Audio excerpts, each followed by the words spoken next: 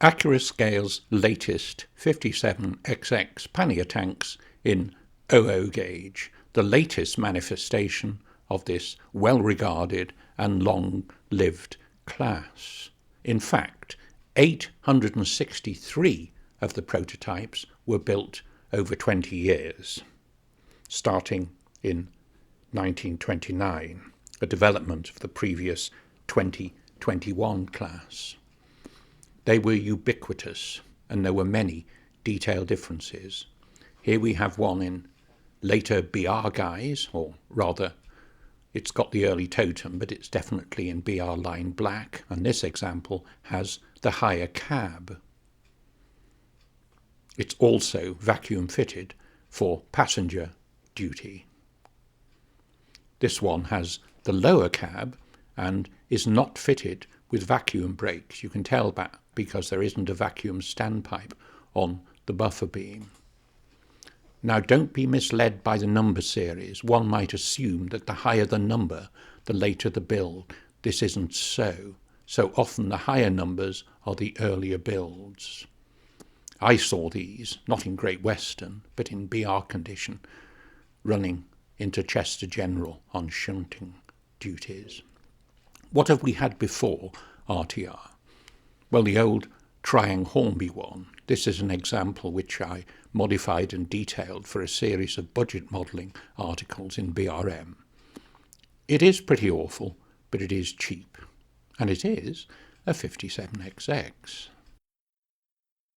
Perhaps even earlier than the Triang Hornby 57XX was the old K's kit, and this was one from the Peter Lawson collection.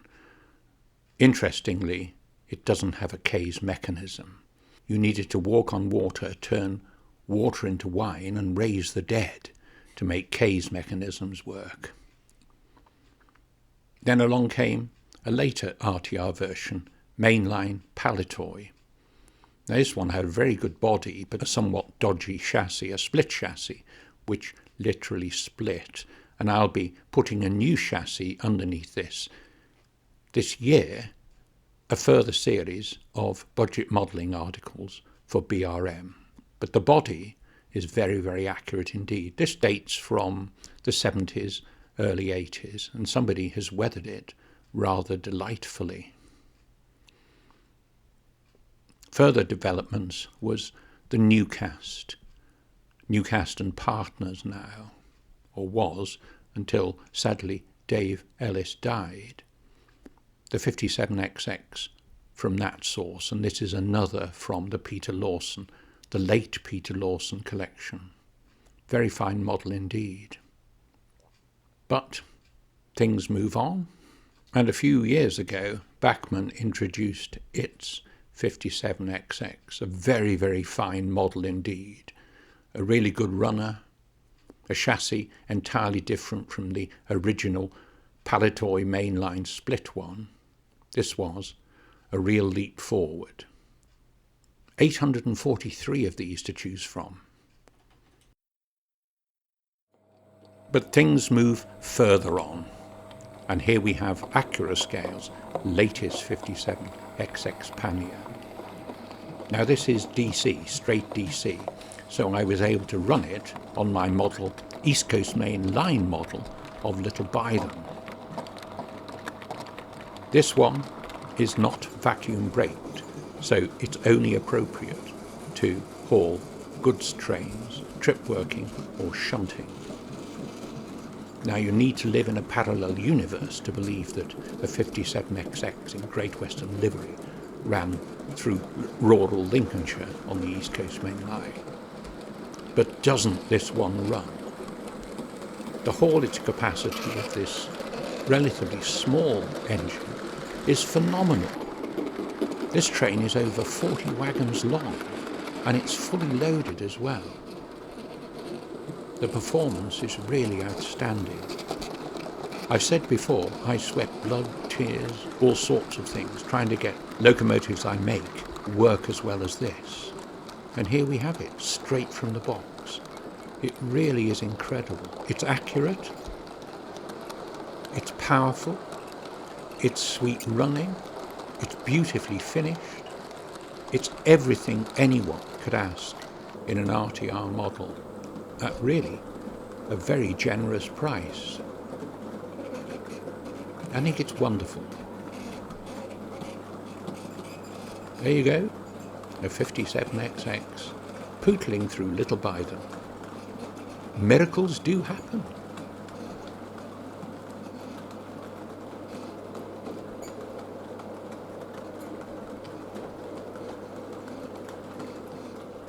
Doesn't it look lovely? Impossible, but lovely. Now the BR black one is DCC, so you get sound. And I'd like to thank my good friend Chris Johnson of Bomber County Models for letting me run this locomotive, the BR black one, on his layout. Full sound facility, the same sort of performance, excellent performance. And the standard of finish on this model is really outstanding. It's fully controllable. I don't think Chris had to alter any of the CVs. DCC is a total mystery to me. But I have to say, this performance and the sound is very good. Very, very impressive indeed.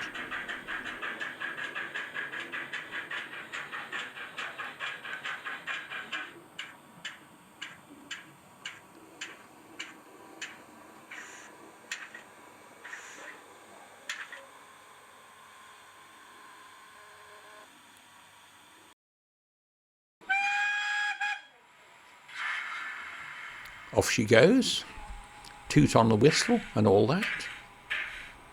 Typical sort of working. This is one fitted with vacuum brake, so it's capable of hauling passenger trains, unlike the previously seen green one. Now, not all these panniers were painted in lime black, but this one was shedded at Old Oak Common, so would have been seen daily on empty stock working into Paddington. So in the public gaze, it was decided that any locos of this type which ran into main termini and were seen regularly should get the full BR line black treatment. Very smooth. I remain slightly ambivalent about DCC sound. It certainly adds an extra dimension, but it is beautifully smooth. Apologies at times for my shadow appearing as I filmed this. I'm really a still photographer, but I'm doing my best.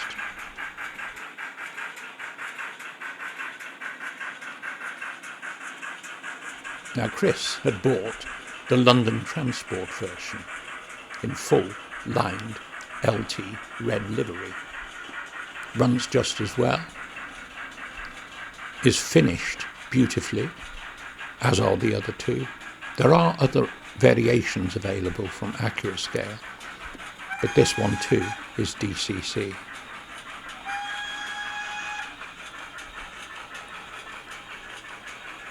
Having them on London Transport System extended the lives of the class.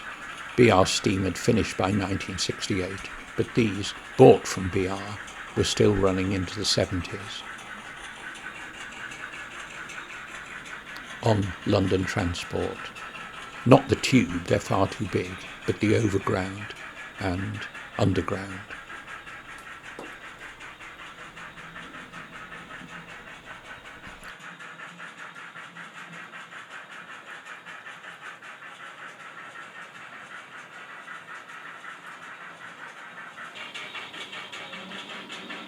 Chris's railway is under construction. Very handy having mates who've got DCC systems. I just phone them up, ask if I can bring a model over, and if they got one as well, and shoot a video. His layout represents a preserved line. So stock from all eras, companies and regions.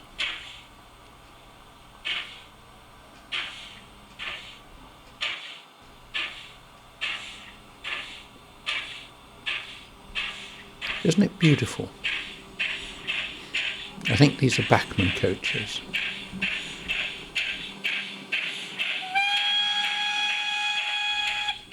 Perhaps not entirely appropriate in Blood and Custard, but it shows the haulage capacity of this little engine. Mind you, it's a preserve line, so anything goes. There you go.